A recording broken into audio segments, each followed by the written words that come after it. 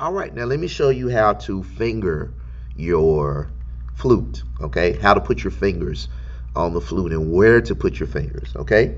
Now, if you look at your flute, you'll see that you have this key right here, okay?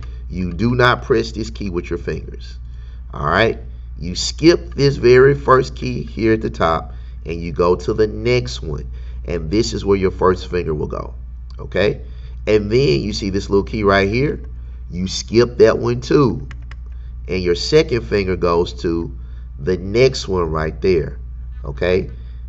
So we skip this first one, first finger goes right there, skip that second one, second finger goes right there, third finger right there, and then your little finger rests on this little key right here, okay? And you don't press it, it just rests on that key until you're ready to play it or play that particular note, but it just rests right there without pressing it down, okay? And then with your right hand, you skip this little key right here, okay? Skip that key, this one, and then your first finger actually goes, or your pointing finger goes right here. Then the next finger right there. Then the next finger right there.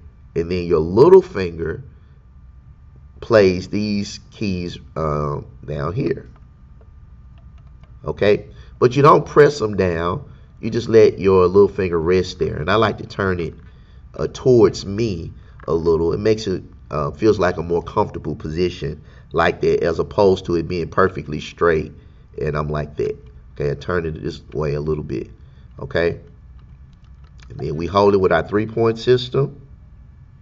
Okay, cradling it with this part of the finger, pushing it forward with this part of the thumb, with my thumb under the post, and then my chin, so I can support it, and that way I can play all of the different notes that I need to play.